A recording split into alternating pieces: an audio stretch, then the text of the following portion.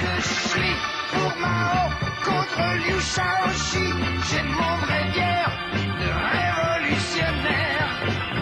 Dans tous les rouges, moi je bois des cartes rouges. Le quart rouge, c'est la boisson du quart rouge. Tout d'abord, je vous dis bonsoir à tous. Je suis très content d'être parmi vous, parce que d'une part, la rencontre, le dialogue, c'est toujours fructueux. Et comme je l'ai vu lorsque l'on s'est dit bonjour les uns avec les autres, il y a des points de vue divergents. Et il est très intéressant de se rencontrer sur des points de vue divergents, parce que se rencontrer soi-même à travers les autres dans une fermeture qui ne reproduit que soi-même, ça n'a pas grand intérêt. Donc c'est dans la divergence et dans la rencontre que la fertilité et l'avancement peuvent se produire. Donc le sujet que j'ai proposé à Sylvain, vous l'avez vu, bon, il peut paraître un peu ésotérique comme ça, vu de l'extérieur, mais il a pour objet d'une part de restaurer la pensée de quelqu'un qui pour beaucoup est peu connu, mal connu, travesti, inverti, déformé, puisque la dictature démocratique du fétichisme marchand a pour fondement essentiel de tout dénaturer, de tout mystifier, de tout défigurer. Donc, puisqu'elle défigure tout, elle défigure bien entendu ceux d'abord qui l'ont contesté en radicalité fondamentale. Et parmi les réflexions, parmi les méthodes, les ouvertures, l'une de celles qui a été le plus déformée, dénaturée et invertie, c'est bien évidemment la pensée de Marx, puisque Marx n'a strictement rien à voir avec le capitalisme d'État bolchevique que vous avez pu voir dans sa forme léniniste classique, puis ensuite dans sa forme stalinienne, puisque les textes de Marx, les positions de Marx n'ont pas cessé d'être des positions pour l'abolition du salariat, pour la destruction de l'État, et donc en anticipation d'être la récusation radicale de ce qu'a été le capitalisme d'État bolchevique. Pour commencer, je partirai en quelque sorte d'un axe méthodologique qui est celui du fétichisme marchand. Qu'est-ce que le fétichisme marchand? Le fétichisme marchand, tel que Marx le définit, c'est effectivement un processus d'aliénation absolue qui prend sa forme la plus absolue dans la démocratie réelle de la marchandise réalisée d'aujourd'hui. Et comment le définir le plus simplement possible? Le définir comme une accumulation de spectacles aliénatoires où tout ce qui est vrai devient faux et où tout ce qui est faux devient vrai. Marx, dans les manuscrits de 1944, parle d'une transmutation d'indistinction, et c'est pour ça que l'un des premiers ouvrages que nous avions écrits, qui était signé par l'Internationale, Critique de la société de la distinction, avait pour objet de montrer que la qualité critique profonde qui est celle de situer, de distinguer, avait pour corollaire la dictature de la marchandise qui, elle, institue et indistincte. Autrement dit, qu'est-ce qui définit l'aliénation sociale? C'est l'indistinction absolue. Marx dit dans les manuscrits de 1944 que le capital est indistinction absolue, puisque le beau devient laid, le laid devient beau, le vrai devient faux, le faux devient vrai. Donc, à partir de là, on a la diffusion d'une pensée de domestication qui nous sclérose, qui nous aliène et qui nous incarcère, puisqu'elle fait pénétrer en chacune de nos intimités profondes le grand renversement de l'indistinction. Quand nous regardons la réalité sociale, quand nous regardons la réalité historique, nous ne la regardons pas comme un sujet regarderait un objet, nous regardons une vision du monde à travers une relation aliénatoire qui fait que tout est mis la tête en bas. Donc, pour commencer, le point central, puisque on sera amené pour conclure à poser le problème de la crise du capital et le problème de l'abolition révolutionnaire de la politique et de l'économie, il faut avoir une trajectoire de méthode et de vision pour poser la question qu'est-ce que la politique et qu'est-ce que l'économie? Pour poser la question de la généalogie de ce que sont la politique et l'économie, il faut faire une distinction radicale que le grand abrutissement universitaire, scolaire, médiatique et universel de la marchandise a effectivement construit pour que nous soyons dépossédés de notre propre généalogie. La première césure, c'est la césure qui existe historiquement entre les communautés de l'être et les sociétés de l'avoir. Pendant des millénaires, les êtres humains ont vécu dans des espaces de communauté qui n'étaient pas des sociétés. Ce n'étaient pas des sociétés, il n'y avait pas de travail, il n'y avait pas de religion, il n'y avait pas d'art, il n'y avait pas de domestication. On était dans des rapports d'immanence communautaire. ces rapports d'immanence communautaire, quelqu'un m'a dit est-ce que vous pourriez, au fil de l'exposé, nous donner des références? Vous en avez une première qui est décisive, c'est le livre d'Engels, qui a été écrit donc par Engels, le compagnon de lutte de Marx, et qui s'appelle « Origine de la propriété et de l'État ». Ce livre est décisif pour une raison très simple, c'est qu'il montre la césure radicale. Les Germains archaïques, par exemple, si vous lisez Jules César, La guerre des Gaules, si vous lisez Tacite, les Germains, vivent dans la forêt profonde, en des communautés organiques où il n'y a pas d'État, où il n'y a pas d'argent. Et César explique très bien, les Germains de la périphérie, qui sont en contact civilisationnel avec la Rome conquérante, ont déjà un degré de désagrégation qui fait qu'il existe des chefferies, une monnaie potentielle et une structuration hiérarchiste du groupe. Dans la communauté germanique profonde, telle que l'ont été les Celtes, les Grecs, avant leur déclin civilisationnel, on a la même structuration, c'est-à-dire une structuration anté-trifonctionnelle. Bon, un certain nombre d'entre vous qui sont bercés par la tradition connaissent Dumézil et la trifonctionnalité. Ce que montre Marx, c'est que la trifonctionnalité n'est pas le substrat indo-européen, mais quel est le substrat indo-européen de la décadence indo-européenne. C'est-à-dire que pendant des millénaires, la trifonctionnalité guerrier, producteur et prêtre n'a pas existé. Elle émerge à un moment donné où le groupe premier, le groupe organique, commence à produire sa décadence organique. Alors, la décadence organique, elle a bien évidemment des causes historiques, des causes réelles, des causes sociales. C'est le passage accéléré du groupe à la société par le biais de la révolution néolithique. C'est-à-dire qu'avant la révolution néolithique, on a une structure historique, une structure sociale qui est basée sur l'unité des chasseurs-cueilleurs. Il n'y a pas d'agriculture. Le module type des Germains archaïques, mais que l'on n'a pas immédiatement sous les yeux, le modèle type, c'est les Sioux dans Danse avec les loups. Tout le monde à peu près a vu ce film de Kevin Costner. Danse avec les loups, c'est la communauté organique d'un peuple, d'une population qui n'a pas d'agriculture, puisque tout vient du bison.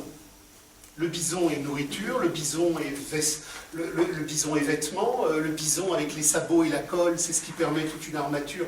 Bref, le bison est tout. C'est d'ailleurs pour ça que quand la révolution capitaliste américaine a voulu exterminer le Sioux, pour exterminer le Sioux, elle a exterminé le bison, puisque dès lors qu'il n'y a plus de bison, il n'y a plus de Sioux. Donc, la communauté organique est une communauté qui ignore le travail. Il n'y a pas de production pour la vente, il y a une production immanente pour le produire et le reproduire humain. Chez les Sioux, comme chez les Germains archaïques, on ne produit pas pour vendre, il n'y a pas de marché, il n'y a pas d'argent. On produit ce dont le groupe, dans sa communauté immanente, a besoin pour pouvoir reproduire la ligne historique de son temps. Alors, vous avez pour ceux qui s'intéressent aux Grecs, puisqu'on va parler des Grecs, vous avez une ligne qui est radicale et qui va nous permettre de comprendre politique et économie. La Grèce archaïque, qui est donc une communauté organique, ignore la politique et elle ignore l'économie. La structure de base, c'est le génos. Le génos, ça veut dire la souche. C'est une souche qui est à la fois transmission du sang, puisque les groupes vivent en structuration autour de fratries, autour de groupes sanguinis, dit Engels, c'est la souche. Et cette souche ignore la propriété, cette souche ignore la division. C'est ce que l'on appelle la production gentilis. La production gentilis qu'ont connue tous les groupes humains, et en particulier les Indo-Européens, les Celtes archaïques, les Grecs archaïques, les Germains archaïques.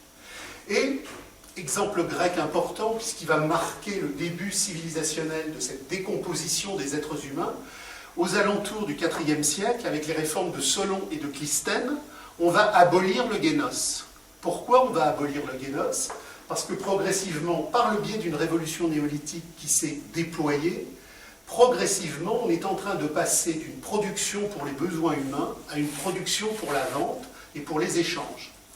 Quelle est l'importance des réformes de Solon et de Clisthène ? C'est qu'ils vont créer le démos. Qu'est-ce que le démos ? Le démos, c'est pas, comme vont vous le vanter tous les panégyriques de la dictature présente du capital, le peuple comme ça, le peuple communauté. Le peuple, le démos grec, qui va naître de la mort du génos, c'est une découpe territoriale qui signifie que dès lors, la terre du génos, qui était indivisible, parce qu'elle était sacrale. La vieille racine indo-européenne, sacrale, sacer, SC, ça veut dire inappropriable, intouchable. Et sacral, ce que l'on ne peut pas approprier, ce que l'on ne peut pas toucher par une mécanique monétaire d'appropriation. Dans la communauté organique, il n'y a pas de sacré et il n'y a pas de profane. Il n'y a que du sacral, puisque tout est sacral. Manger est sacral, faire l'amour est sacral, produire est sacral, chasser est sacral, peindre sur une cavité rupestre est sacral. Il n'y a pas de sacré, il n'y a pas de profane. À partir de la révolution néolithique, à partir justement de l'élimination du génos et de la création justement du démos, le champ de vie commun est divisé en deux parties, le sacré et le profane. Et c'est ce qui nous conduit aujourd'hui dans la profanation absolue de la marchandise mondiale. On ne peut pas passer du sacral à la dictature marchande contemporaine. Il a fallu une longue période d'érosion où le sacré, qui est une imposture, le sacré est une imposture qui doit gérer les restes du sacral qui est en décomposition et qui meurt. Donc au fil du temps, le sacré se réduit, se réduit, se réduit, se réduit. Le profane grimpe, grimpe, grimpe. Et au terme de ce processus d'érosion, d'aliénation et d'asservissement, le sacré a fini par totalement disparaître. Et nous avons la religion profane de la marchandise absolue, la dictature absolue du marché mondial, qui est devenue la religion du monde. Mais ce qu'il faut comprendre, c'est que tout a commencé au néolithique. C'est-à-dire que Wall Street est en émergence souterraine au néolithique, lorsque les hommes vont commencer non plus à produire pour leurs besoins humains, mais vont commencer à produire pour la vente, l'échange et la réalisation tendancielle d'un profit qui va se mettre en mouvement. Donc, la première césure radicale que Marx voit, il la voit là autour de l'être générique. C'est les textes de 1842, 1843, 1844, avec en particulier la question juive, qui est un texte radical, puisqu'il met en marche une critique radicale de la valeur d'échange, et que c'est le préambule du capital, avec la critique radicale du capital financier. On y reviendra tout à l'heure. Mais la première césure, elle est là, pendant des millénaires. Et si vous preniez une carte aujourd'hui, et que vous dressiez sur cette carte le plan général de l'évolution de l'espèce, nous avons des milliers d'années anté-néolithiques, et nous n'avons que quelques siècles historiques correspondant à la révolution néolithique et à l'émergence de la civilisation.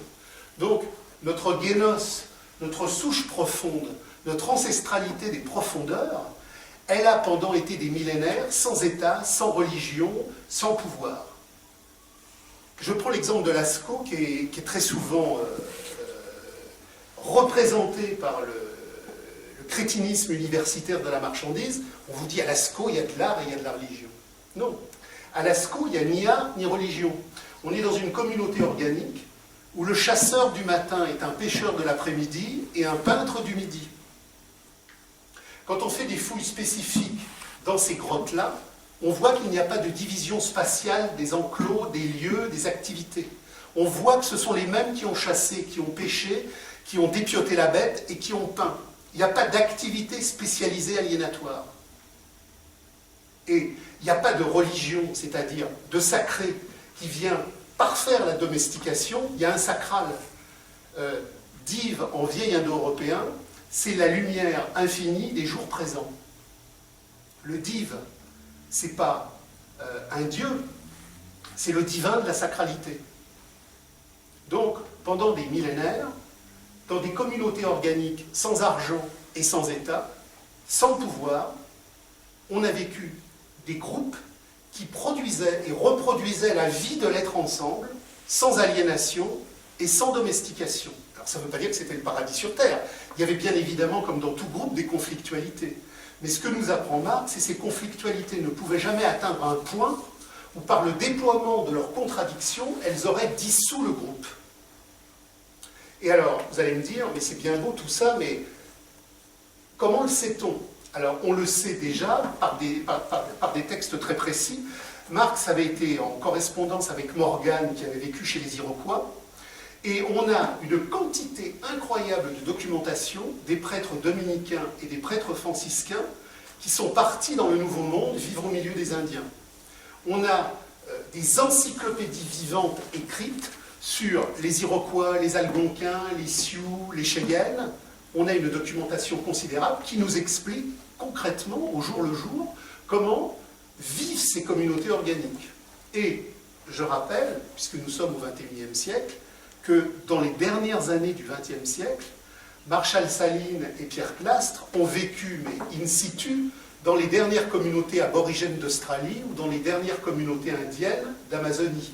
C'est-à-dire que ce fameux âge néolithique, pour nous en Europe, dans la grande vampirisation monétaire qui a suivi le néolithique, il est arrivé très tôt. Mais il y avait encore, à la fin du XXe siècle, des groupes humains qui ignoraient la révolution néolithique. Donc on a tout ce travail d'archives, tout ce travail qui a été fait sur des communautés disparues, mais on a des travaux qui ont été faits in vivo sur des communautés qui vivaient encore il y a 30 ans. Alors, comment émerge la politique et l'économie? Une fois que le démos, réforme de Solon et de Clisthène, brise le génos ancestral et qu'on y substitue donc cette unité territoriale d'appropriation mercantile qui s'appelle le démos, la communauté organique est scindée, elle est divisée, elle est clivée. Elle est, en termes de lutte sociale et en termes de pathologie individuelle, en situation de césure. Dès lors qu'une unité est brisée, il faut la réunifier par la domestication. Il y aura la domestication économique de la maison propriétarienne, oikia en grec, l'oikos, qui a donné l'économie, et il y aura la domestication politique de la servitude oppressive, la police, qui a donné la politique. En indo-européen, police vient d'un vieux terme, pili, qui signifie la citadelle. La citadelle, qui est à la fois une protection militaire extérieure, mais surtout une police intérieure. Parce que vous vous doutez bien que si pendant des millénaires, les gens avaient vécu une communauté organique sans aliénation et sans séparation, ils n'ont pas accepté du jour au lendemain de glisser dans la domestication, l'aliénation et la servitude. Il a donc fallu que la pili, la citadelle, de la même manière qu'elle regardait vers les concurrents extérieurs, maîtrise par une police des âmes et par une police des corps la vie intérieure du groupe asservi. Donc, Marx, en 1843, explique que l'émancipation politique est une aliénation, que l'émancipation économique est une aliénation, et que retrouver la communauté de l'être, c'est-à-dire l'être générique de notre sacralité ancestrale, c'est nécessairement conduire un combat antipolitique et anti-économique, parce que toute économie, parce que toute politique sont des structurations de servitude, d'aliénation et de domestication. Et à partir de là, Marx précise que ces positions-là, elles découlent du mouvement réel. Elles découlent du mouvement réel des luttes que l'on connaît depuis le néolithique. Ce n'est pas une invention de théoriciens. Et j'en appelle à votre souvenance du terme communaux. On a tous la connaissance, dans n'importe quelle bled paumée de Picardie, de Provence, d'Aquitaine ou d'ailleurs, de ce vocable, les communaux. Les communaux, c'était cette partie de terre, à un bout du village, qui appartenait à tout le monde. Ce bout de terre qui appartenait à tout le monde et qui s'appelait les communaux, et qui a été définitivement brisé par la révolution capitaliste de 1789, c'était les derniers vestiges communaux de notre ancestralité communière. Puisque pendant des millénaires, la terre avait été bien commun, il a fallu des millénaires il a fallu des siècles pour progressivement la dépioter, la désosser et déposséder les êtres. C'est pour ça que toute l'histoire de l'Ancien Régime est une histoire de lutte de classe entre les paysans et la féodalité, la féodalité, la bourgeoisie, l'argent, la fiscalité étatique, prépare la grande révolution de 1789 par justement cette dépossession progressive et larvée des paysanneries qui ne vont pas cesser de se mettre en mouvement d'insurrection, les croquants, les nu-pieds, au moment des croisades, les insurrections des flagellants, des communeux. C'est-à-dire que toute l'histoire du continent européen, du néolithique jusqu'à aujourd'hui, à partir du moment où se met en marche une structure d'appareil d'État, une structure de domination, c'est une structure de résistance et de lutte de classe, où la paysannerie dépossédée de son bien commun ne se laisse pas faire. Et au terme de la christianisation, le tocsin des campagnes n'a pas cessé de rythmer la lutte radicale qui, dans chaque région, rappelait cette histoire des communeux et des communaux. Et il a fallu attendre 1789, de la même manière que la loi Le Chapelier brisait les dernières résistances ouvrières liées à l'ancien régime des corporations, on a mis en marche la révolution capitaliste de l'appropriation des biens des terres. Et c'est comme ça qu'on peut comprendre la révolte des Chouans et des Vendéens. Parce que les Chouans et les Vendéens, au-delà de la surface écume des choses, ne se sont pas insurgés pour défendre un autre système ancien, légitimiste ou monarchiste. Bien évidemment qu'ils ont pris un drapeau qui était l'antithèse du drapeau de la domination qu'ils allaient combattre.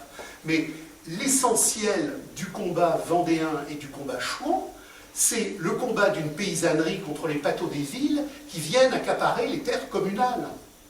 Et on ne peut pas comprendre les insurrections paysannes au moment de la Révolution, qui sont la prolongation de toutes les insurrections paysannes de l'Ancien Régime, si on ne comprend pas que pour construire la masse anonyme et usinière des prolétaires modernes asservis dans les usines, il fallait d'abord détruire les campagnes. Ça a commencé avec Henri VIII en Angleterre. Marx explique très bien le problème des enclosures. On a déporté les paysans des campagnes. Les paysans anglais qui refusaient la déportation et l'enclosure étaient marqués au fer rouge. Des milliers, des milliers et des millions de paysans ont été chassés de leurs terres communales pour produire justement le soubassement, l'assise de ce qui allait donner le prolétariat industriel. Les gens n'ont pas dit un jour, on part à la ville, c'est génial, on va à l'usine. On a détruit les économies naturelles des campagnes pour que les gens, dans une misère noire, n'aient plus pour avenir que de partir sur les routes, s'entasser dans les manufactures. Alors, la césure importante, elle est donc là, communauté de l'être, société de l'avoir.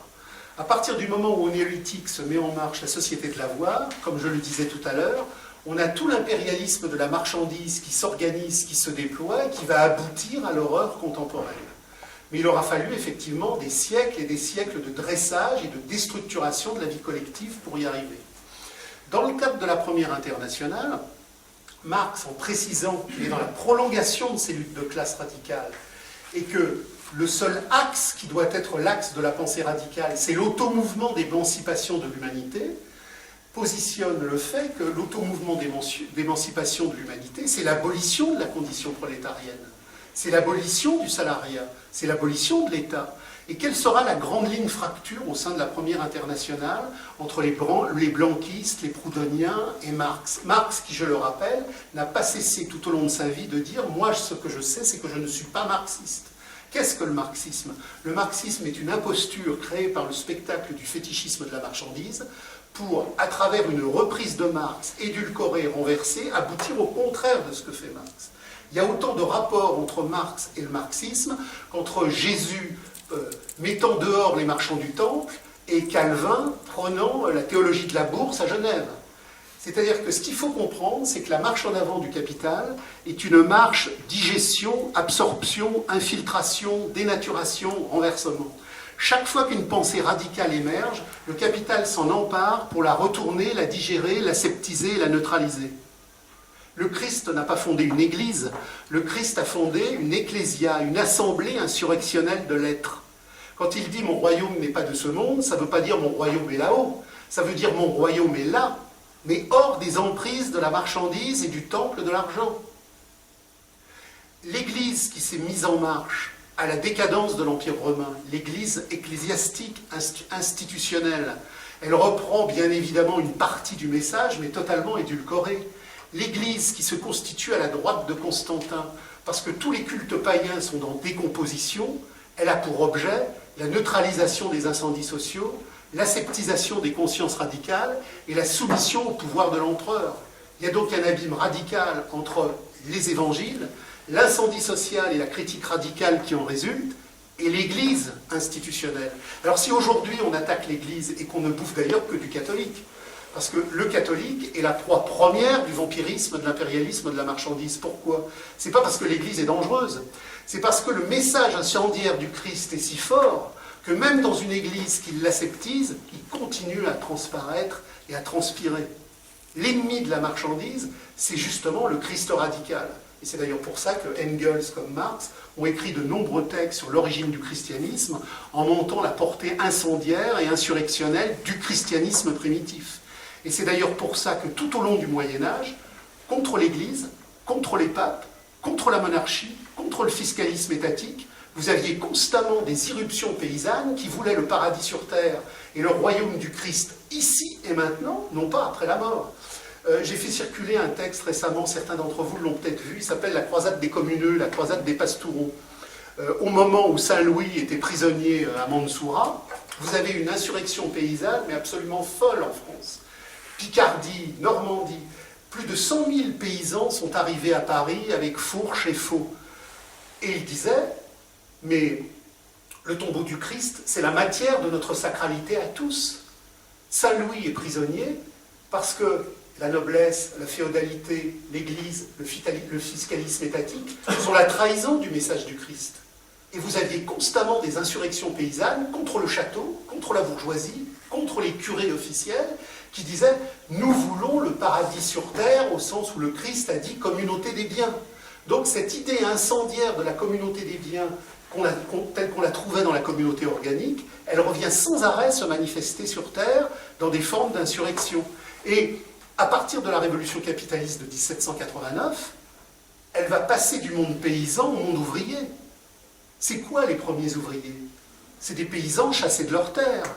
Le flambeau insurrectionnel des communeux du XIIIe, du XIVe, du XVe, on le retrouve dans la Commune de Paris, avec des prolétaires insurgés qui ne veulent pas plus de salariat et un État juste. Ils veulent la communauté humaine radicale contre l'argent. Et c'est là où il y a une césure radicale dans la Première Internationale entre les proudhonistes, les blanquistes et Marx, et elle ne se situe pas où on nous la présente, elle se situe sur le fait que, pour les proudhoniens, la marchandise est améliorable. Le crédit mutuel, le juste équilibre, le fédéralisme des répartitions nouvelles. Proudhon a cette idée que la marchandise peut être améliorée et qu'on peut donc, à partir d'antinomies rééquilibrées, construire quelque part une économie sociale. Alors que pour Marx, le problème est clair, la marchandise n'est pas amendable, la marchandise est anti-humaine, l'État est anti-humain, et il convient d'abolir radicalement l'argent, la marchandise et l'État. Et c'est pour ça que tout au long du XIXe siècle, vous aurez des luttes entre les radicalistes et les réformistes. Faut-il abolir l'argent? Faut-il détruire l'État? Ou y a-t-il un État possible ou un argent possible qui serait plus humain? Et Marx nous dit, l'argent, l'État, ça ne sera jamais humain, puisque c'est effectivement la sanction de notre dépossession par un système qui, depuis le néolithique, a mis en marche une production aliénatoire mortifère qui nous écrase, qui nous vampirise et qui nous détruit. Donc là, on a quelque chose de décisif. Et on a quelque chose de décisif parce que l'œuvre de Marx est la préfiguration radicale de tous les courants radicaux qui, au moment où le bolchevisme s'emparera des pays de l'Est, en feront la critique la plus radicale. À l'époque où Charles Maurras ne savait même pas qui était Lénine, vous aviez des petits groupes radicaux, avec Panckok, avec Rosa Luxembourg, avec Gustave Lefrançais en France, qui dénonçaient ce que le léninisme allait produire en Russie comme capitalisme d'État effroyable, puis dans ses formes trotskistes, puis dans ses formes maoïstes, etc., etc., etc. Et les pays de l'Est n'ont jamais été que l'apothéose du capitalisme d'État. Bien évidemment, en plus, financé par la haute banque américaine, puisque dans le cadre des repartages géostratégiques, il convenait qu'une fois toutes les révolutions massacrées, Kronstadt 21 et toutes les autres après, on puisse réorganiser et réguler le capital dans un système qui aurait homogénéisé l'ensemble. Donc, la première césure, communauté de l'être, société de l'avoir, elle est décisive. Elle est décisive parce que depuis que nous vivons depuis des siècles dans la société de l'avoir, nous sommes domestiqués religieusement, politiquement et économiquement. Ce qui fait qu'on nous dit, il y a toujours eu de la politique, il y a toujours eu de l'économie, il y a toujours eu de la religion, il y a toujours eu des patrons, il y a toujours eu de la dépossession, il y a toujours eu de l'aliénation. Le grand abrutissement universel de légitimation de notre servitude, il est là, dans l'oubli systématique des communautés de l'être, pour nous faire croire que nous avons toujours connu des sociétés de l'avoir, ce qui est faux. Et la grande insurrection qui est positionnée dans la Première Internationale, elle est là. Il ne s'agit pas de réaménager la société de l'avoir dans une forme quelconque. De l'extrême gauche du capital à l'extrême droite du capital, tous les courants politiques vous proposent, sous une forme ou sous une autre, le réaménagement des conditions d'asservissement au salariat, à la marchandise et à l'État. On vous propose une banque différente, on vous propose une économie différente, mais la permanence invariante de la dépossession aliénatoire, elle est là, et c'est pour ça que Marx disait « tous les raquettes politiques, de l'extrême gauche à l'extrême droite, sont complices de notre servitude maintenue ».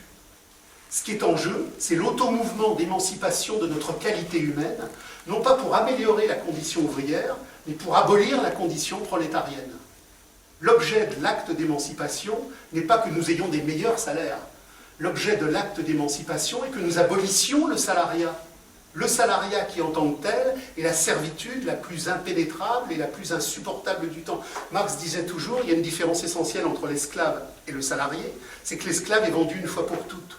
Le salarié doit se vendre à chaque seconde, dans une génuflexion infinie devant le système des objets et devant les systèmes d'oppression qui l'enchaînent et qui le cadenassent.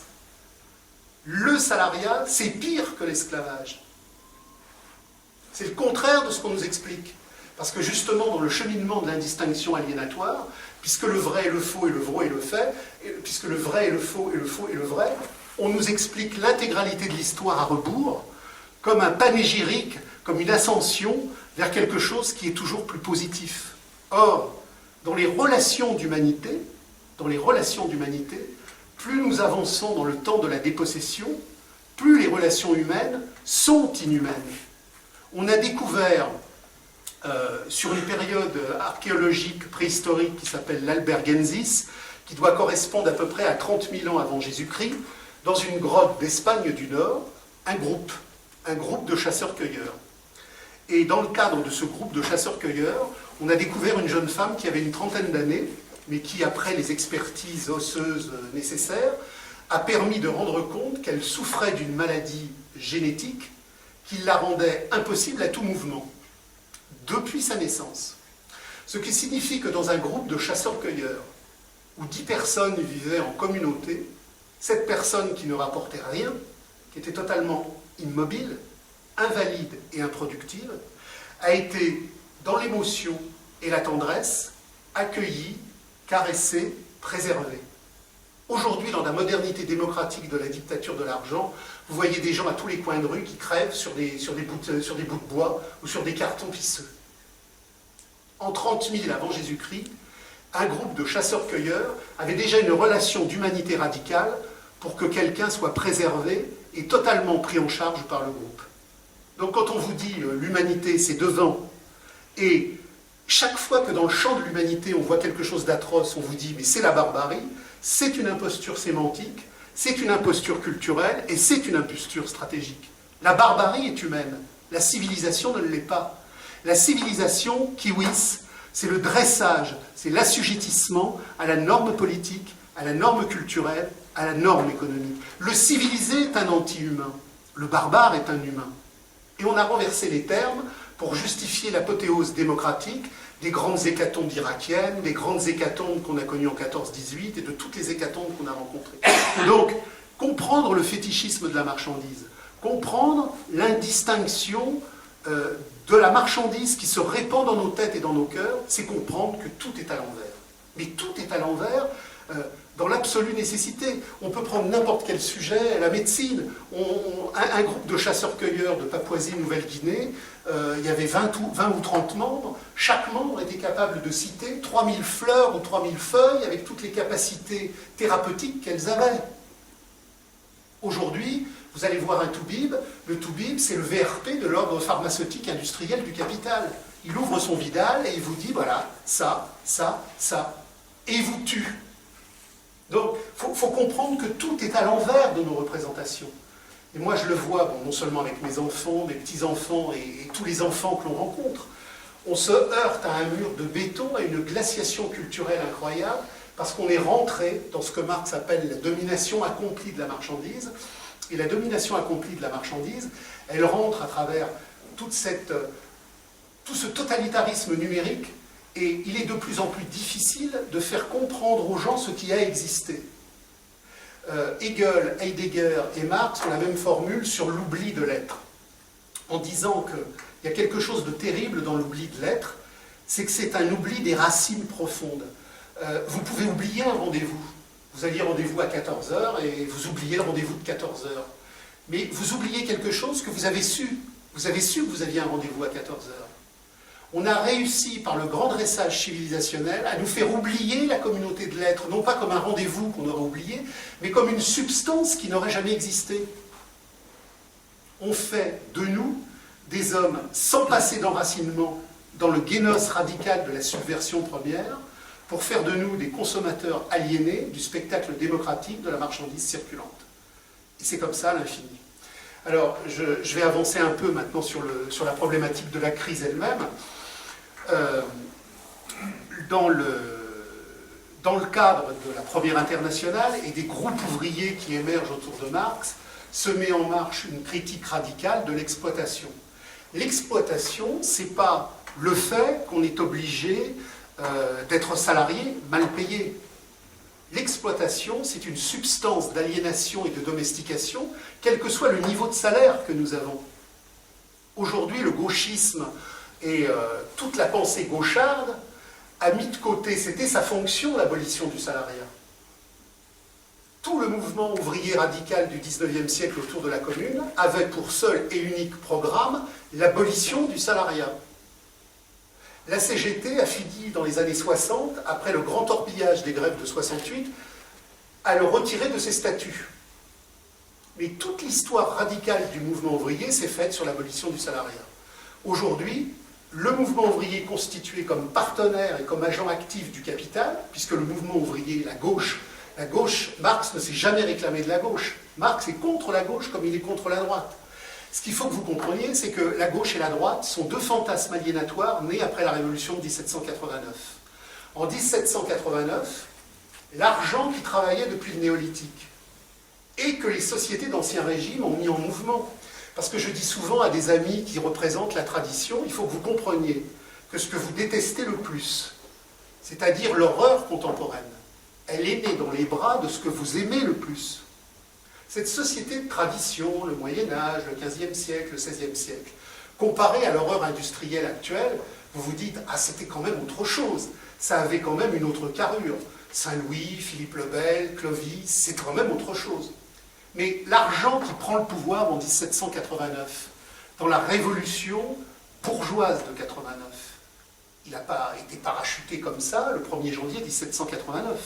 C'est une matrice en travail qui travaille depuis le néolithique et qui travaille d'une manière particulièrement performante depuis que les sociétés d'Ancien Régime, c'est-à-dire les sociétés de la trifonctionnalité aliénatoire, guerriers, producteurs, prêtres, avec en sous-main l'argent du fiscalisme étatique et de la cristallisation sociale, se sont mis en mouvement. Alors bien évidemment, sous Clovis, l'argent travaille beaucoup moins que sous Philippe le Bel. Sous Philippe le Bel, il travaille beaucoup moins que sous Mazarin. Et sous Mazarin, il travaille beaucoup moins que sous Turgot. Mais il faut faire le lien. Tout a commencé dans la monarchie d'Ancien Régime qui s'épaulait pour construire sa monarchie sur l'argent de la bourgeoisie des villes pour casser le féodalisme. Donc, cette révolution capitaliste de 1789, elle vient de bien avant. Et quand, en 1789, se met en marche la géographie de l'aliénation parlementaire, on va discerner un mouvement de droite et on va discerner un mouvement de gauche. Qu'est-ce que la gauche? La gauche, c'est ceux qui veulent gérer la marchandise tout en liquidant tout ce qui reste de l'avant-marchandise. Et la droite, c'est ceux qui veulent gérer la marchandise tout en préservant tout ce qui reste de l'avant-marchandise. Mais aujourd'hui, il n'y a plus de droite et il n'y a plus de gauche, puisqu'il n'y a plus rien à liquider de l'avant-marchandise, elle a tout liquidé. Il n'y a plus rien à produire de l'après-marchandise, puisqu'elle a triomphé de tout. Donc nous sommes dans l'apothéose du triomphe absolu de la marchandise. Il n'y a plus de droite, il n'y a plus de gauche, il n'y a plus que des écuries électorales qui se réclament de ces deux courants aliénatoires. Mais il faut bien comprendre que quand le mouvement radical de la Première Internationale autour de Marx va se constituer et se développer, le ni droite ni gauche radicale, il n'a pas pour objet de faire une synthèse d'un peu de gauche et d'un peu de droite, mais de comprendre que droite et gauche sont radicalement des courants du capital sous des formes différentes, et que l'émancipation de l'humain qui abolit la condition prolétarienne doit détruire tous les raquettes politiques de l'ultra-gauche à l'ultra-droite. Un courant politique, un courant économique est un courant de gestion et de perpétuation de la société de l'avoir. Un courant radical d'émancipation de l'humain est un courant qui vise à redonner à la communauté de l'être son déploiement humain. Il est donc antipolitique et anti-économique. Donc, autour de la Première Internationale va se créer ce problème dans sa radicalité de l'abolition du salariat. Et un des premiers textes de Marx, prix, salaire, profit, etc., avant même le Capital, c'est un texte qui explique que, bien évidemment, dans la misère première, on comprend très bien qu'il y ait des luttes réformistes. D'ailleurs, la lutte réformiste est le premier pas de la lutte révolutionnaire, puisque qu'est-ce qu'une lutte révolutionnaire? C'est une lutte qui produit la transcroissance du mouvement réformiste en mouvement révolutionnaire, quand précisément la conscience de ceux qui sont en lutte au début, pour une amélioration de leur servitude, parce que la parole se met en mouvement, passe à l'émancipation elle-même, et ça on l'a vu en 68. Quand les premiers ouvriers en 68 à Saint-Nazaire se sont mis en mouvement, ils se sont mis en mouvement au début sur une lutte revendicative. Sauf que quand la lutte revendicative commence, on est 10, on est 20, on est 30, la parole circule, le cerveau s'émancipe. Et la parole qui s'émancipe et qui se délie, elle rebondit, elle ricoche, elle va plus loin. Les 10 grévistes du premier jour n'ont plus le même état d'âme et la même perception le 20e jour. Les choses bougent. Et c'est pour ça que quand on se retrouve à l'apogée du mouvement de 68, on a dans les usines des tas de groupes radicaux qui, bien au-delà de la gauche du capital, bien au-delà du gauchisme qui représente la figure extrême des flics du capital, sont en contestation subversive. Ceux qui ont commencé la lutte pour améliorer leur misère quotidienne sont déjà à dire « mais on ne peut pas reprendre le travail, il y a un autre monde à envisager, il y a une communauté humaine à dessiner. On ne peut pas simplement réagencer l'argent. Il y a autre chose à entrevoir. » Donc c'est pour ça que la lutte se met en mouvement à partir d'une revendication, mais que très vite, elle se généralise. Et c'est pour ça que, entre guillemets, la gauche du capital, à travers les syndicats, veut isoler les luttes, comme on l'a vu là dernièrement pour la SNCF, avec le maillon premier de coopération avec le gouvernement, mais le maillon deuxième avec Sudrail et la CGT, qui faisaient tout pour empêcher la généralisation des luttes.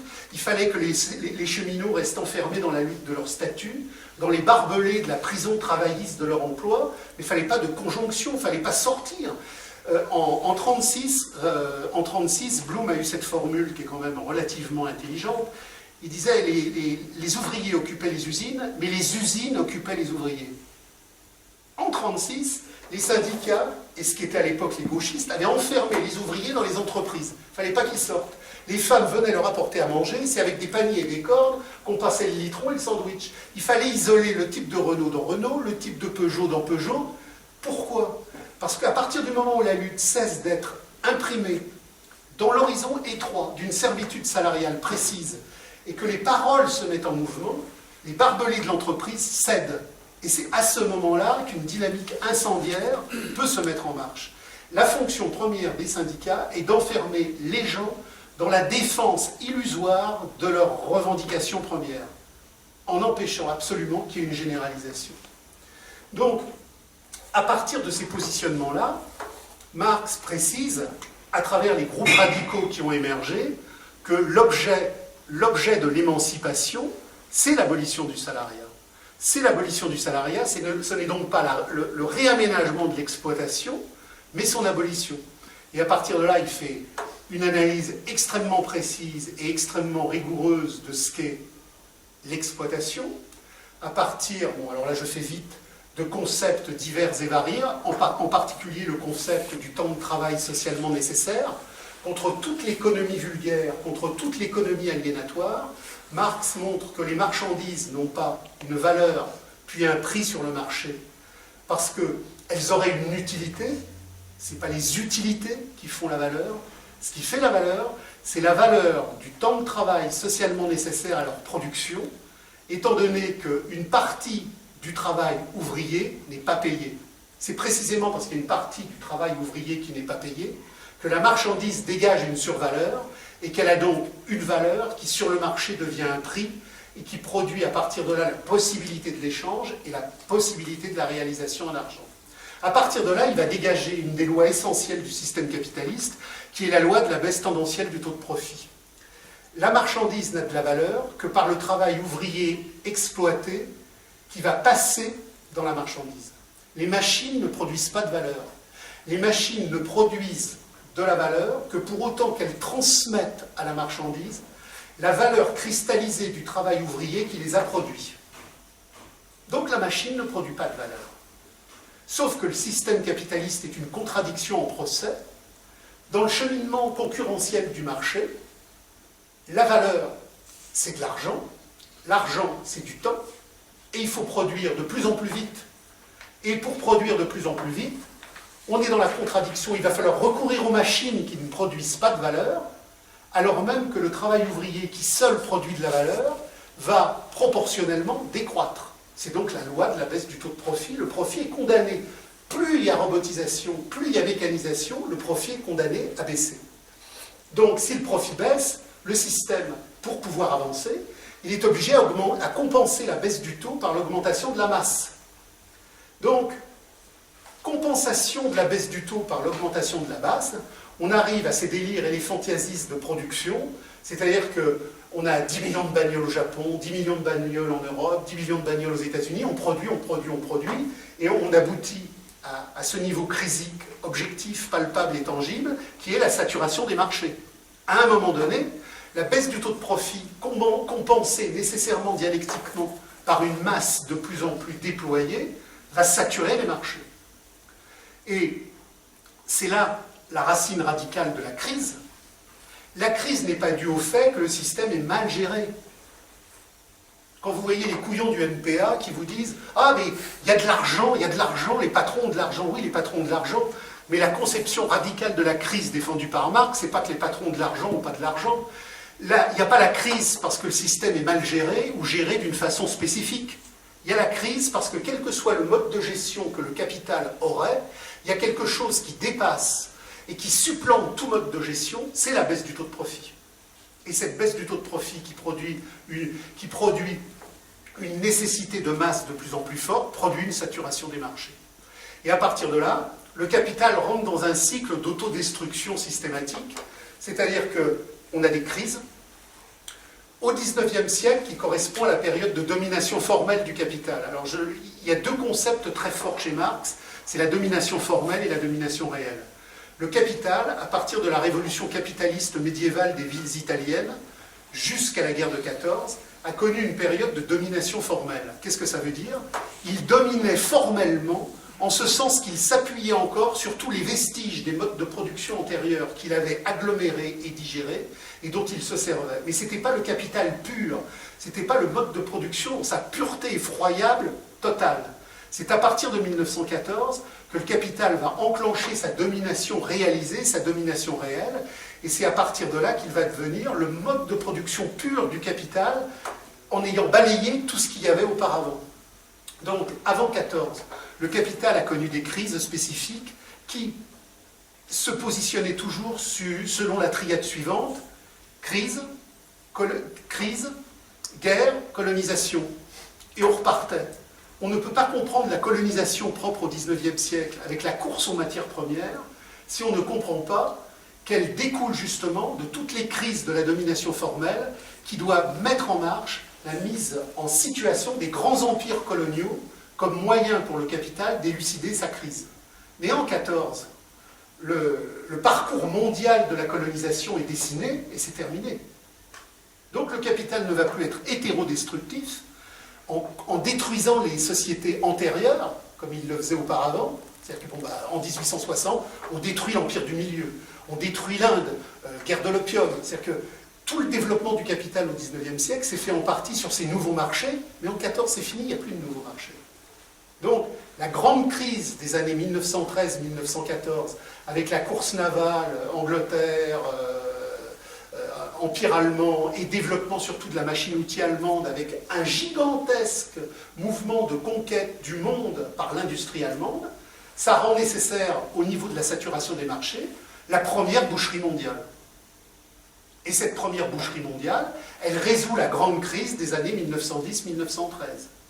Mais elle la résout momentanément, parce que la baisse du taux de profit, elle est substantielle identitairement à la nature cannibale du capital. Et dans les années 30, on retrouve le même problème. Et on repart, Deuxième Guerre mondiale, partage des marchés, destruction du continent européen, conquête de l'impérialisme américain sur la totalité du monde, etc. Donc ce qu'il faut comprendre, c'est que en domination formelle, le système a pour triade organisationnelle la dialectique suivante: crise, colonisation, crise, colonisation, et à partir de 1914, c'est crise, guerre mondiale, reconstruction. Le capital ne fait pas la guerre par militarisme intempestif. Il fait la guerre parce que la mort sur les champs de bataille est la continuation nécessaire de la paix dans les usines du salariat. Le commerce, c'est la guerre, c'est le commerce. Donc il y a une logique intrinsèque à cette gigantesque inhumanité qui n'est pas la barbarie. Parce que dans les communautés primitives, on a des guerres ponctuelles, limitées et locales. Et on a des guerres qui ne sont jamais des guerres de diabolisation. Quand un Sioux détruit un village poni, il adopte les enfants ponis. Il n'y a jamais de guerre totale dans la communauté primitive. La guerre totale, c'est le concept né par la domination réelle totale du capital au moment où il est dans son expansion totalement réalisée du monde et qu'il doit asservir le monde dans la paix comme dans la guerre. Alors, on a aujourd'hui une crise gigantesque. Et il devrait normalement y avoir une troisième guerre mondiale. Le problème, c'est que l'impérialisme américain, au terme du deuxième charnier mondial, n'a pas simplement détruit ses concurrents, c'est-à-dire le Japon et l'Allemagne, il a vassalisé culturellement les continents moraux de ses adversaires. Ce qui fait qu'aujourd'hui, le Japon et l'Allemagne sont des vassaux de l'impérialisme américain. Donc, ce qu'il a fait quand il bombardait Hambourg, Dresde ou Tokyo, pour prendre les marchés de l'adversaire, il ne peut pas le faire aujourd'hui. Donc il le fait par l'infiltration. Il a créé, à travers Jean Monnet et toute une série de serviteurs, le bombardement diplomatique d'infiltration. Il n'y a plus besoin de détruire l'Europe et le Japon avec des bombardiers stratégiques.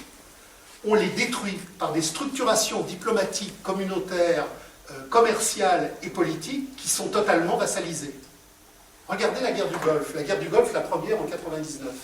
En 99, vous avez un marché irakien, vous avez un marché syrien, vous avez un marché perse qui sont, à partir du grand levier irakien, totalement sous partenariat européen, avec une très très grande détermination des secteurs stratégiques français, par l'infiltration, par l'intégration des dispositifs européens aux dispositifs américains. La France va, dans le cadre des opérations acceptées par Mitterrand, aller détruire elle-même son principal partenaire commercial. Les Américains n'ont plus besoin de bombarder les entités qui leur sont adverses.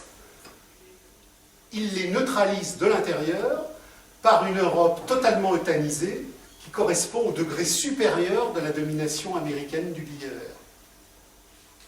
Donc, il faut bien comprendre toute cette suite-là en gardant à l'esprit que l'œuvre de Marx n'est pas la biologie du capital, mais sa nécrologie. Marx n'a pas écrit pour la société du XIXe siècle. Marx a structuré toute son analyse sur ce qu'il appelle la domination réelle, c'est-à-dire le capital du XXIe siècle. Il n'emploie pas le mot informatique, mais il décrit dans le 6e chapitre inédit toutes les machineries qui sont l'informatique, qui sont la numérique. L'ordre actuel, tel qu'il existe, dans la réalisation absolue de la dictature de la valeur, a été analysé dans sa complexité, dans la totalité de son étendue et dans la compréhension radicale de son mécanisme uniquement par Marx. Alors pas par Marx, pas parce que Marx était un génie, mais parce que dans le cadre des luttes de classe radicales, tout ce qui s'est positionné autour des luttes de 1844 et de la Commune lui a, en tant qu'il était l'écho des luttes les plus radicales, permis d'avoir la juste anticipation de tous les mécanismes qui allaient conduire au despotisme absolu de la marchandise contemporaine. Alors vous avez aujourd'hui un certain nombre d'auteurs qui peuvent, sur un aspect donné, cibler quelque chose. Mais il faut revenir au présocratique, il faut revenir à Hegel, il faut revenir à Marx. Ce qui est décisif, c'est le tout. La vérité, c'est le tout unitaire de l'histoire dans son déploiement total. Et là, je fais une petite parenthèse sur les présocratiques qui me permet de retourner à Marx. Ce qu'il faut comprendre, c'est que la philosophie radicale est née avec les présocratiques. Les présocratiques, c'est bien avant Socrate, c'est Héraclite, c'est Empédocle, c'est Parménide, et on n'a quasiment pas de texte d'eux. On a quelques fragments, mais des fragments qui sont tellement riches qu'ils sont 1000 fois plus riches que toutes les bibliothèques que vous pourrez jamais rencontrer. Parce qu'ils nous apprennent cette chose essentielle, c'est qu'il y a deux savoirs. Le savoir du factice et le savoir de l'authentique. Le savoir de l'authentique, c'est le savoir du tout. Parménide nous dit, comprendre, c'est intégrer le tout du monde en nous. Le logos radical est là. Logos, la parole radicale, la logique radicale, ça vient d'une vieille racine indo-européenne, LG, leg, qui veut dire recueillir. Les premiers hommes n'ont pas créé la langue. Ils ne se sont pas mis autour du feu en disant comment on va appeler le feu, C'est une spontanéité radicale qui émerge de la vie communautaire. Et leg, ça veut dire cueillir, recueillir.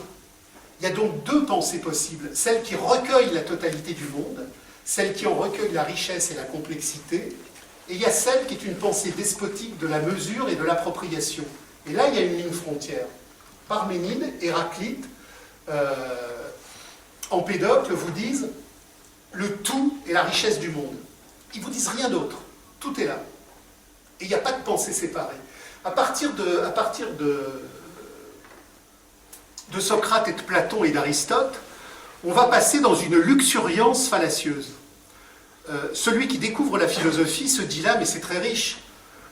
Aristote, Platon créent une rhétorique, une historique, une poétique, une mathématique.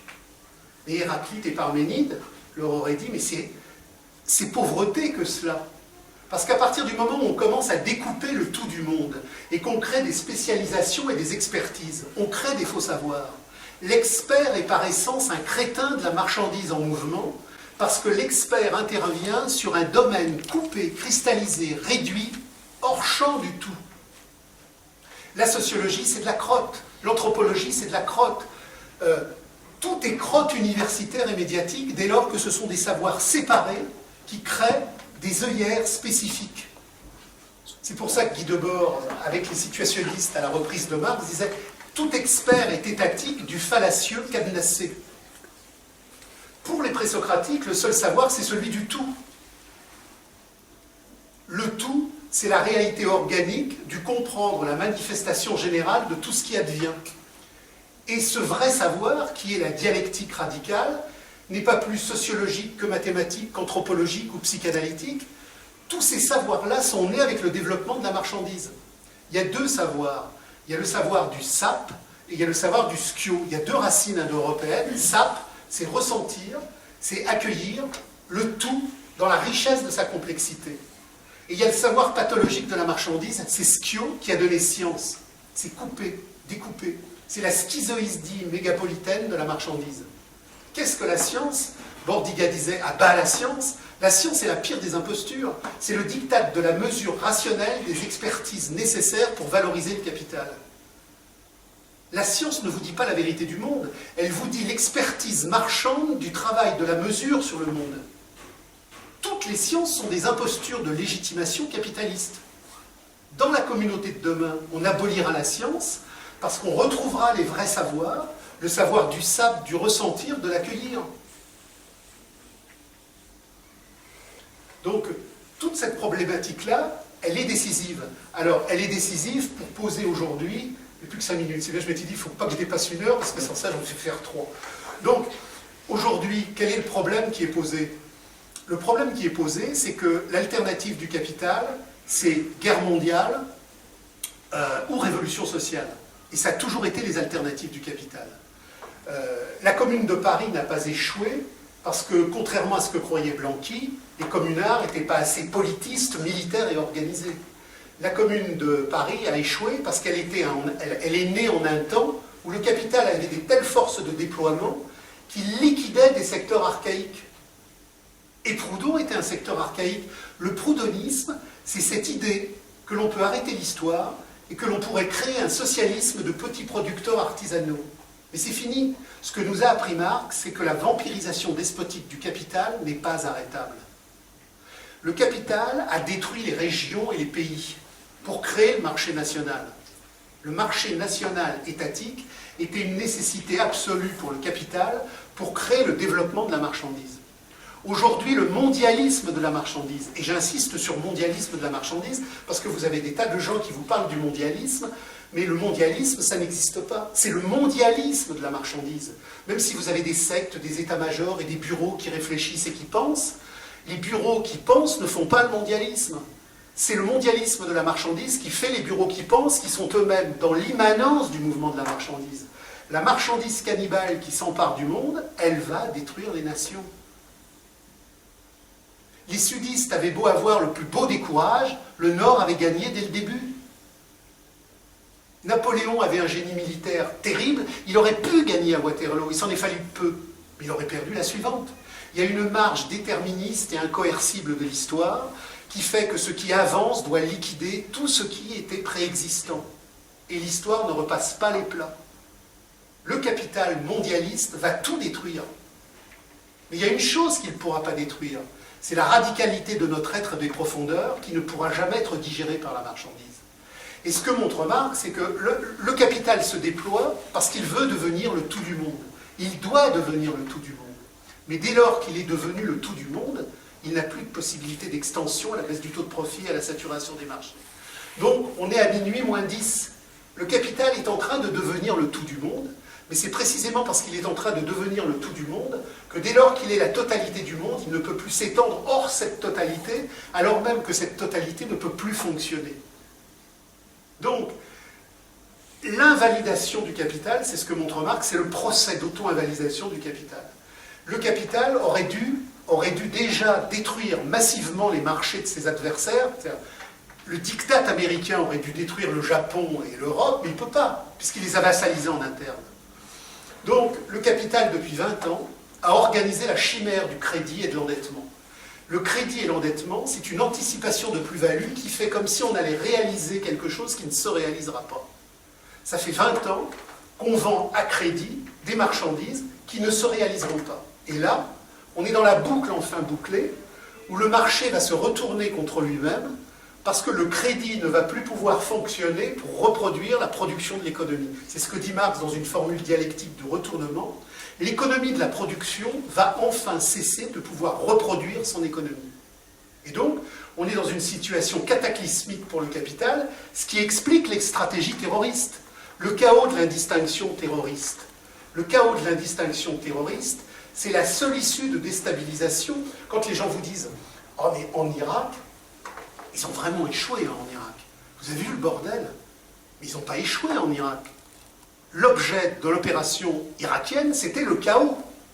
Et l'ordre américain, aujourd'hui, ne vit que par le chaos. Marx et Rosa Luxembourg disaient, en période de domination formelle, le capital, c'est l'ordre.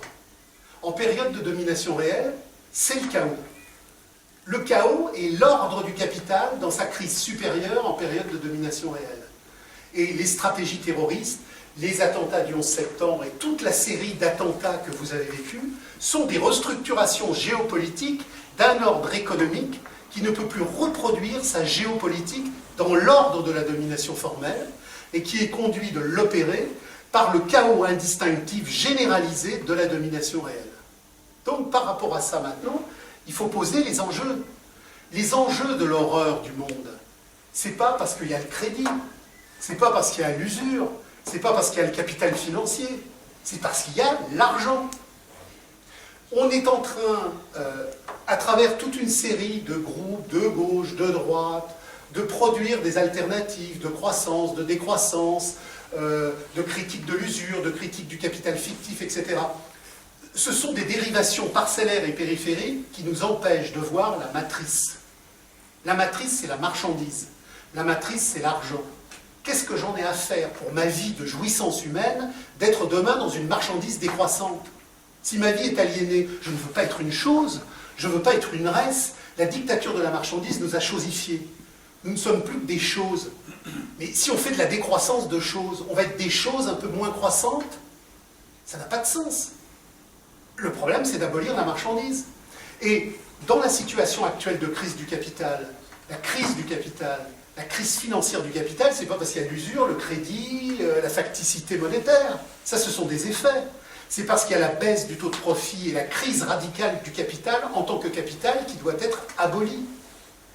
Le capital est la mise en scène de mon esclavage et de ma non-vie. Si je veux vivre en tant qu'être humain, si je veux des désirs d'humain, si je veux des satisfactions d'humain, je dois me repositionner sur la communauté de l'être. La communauté de l'être qui est la négation radicale de la société de l'avoir. Donc j'ai essayé de faire vite pour pas vous saturer. Chaque thème aurait nécessité 1 heure à lui-même. Ce que j'ai fait là sur Marx, la crise du capital, normalement il aurait fallu le faire en 3 heures. Bon, j'ai été synthétique, donc il y a nécessairement des éléments qui ont dû vous paraître ou bizarres ou resserrés, mais la chose la plus intéressante, je pense, c'est la confrontation plurielle. Donc je vais vous donner la parole et puis on va creuser ensemble.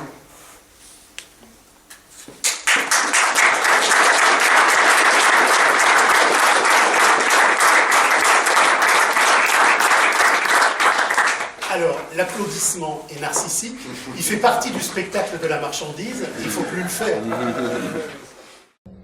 Ting ting, voilà le. 如果我到北京去，我从法国要来了。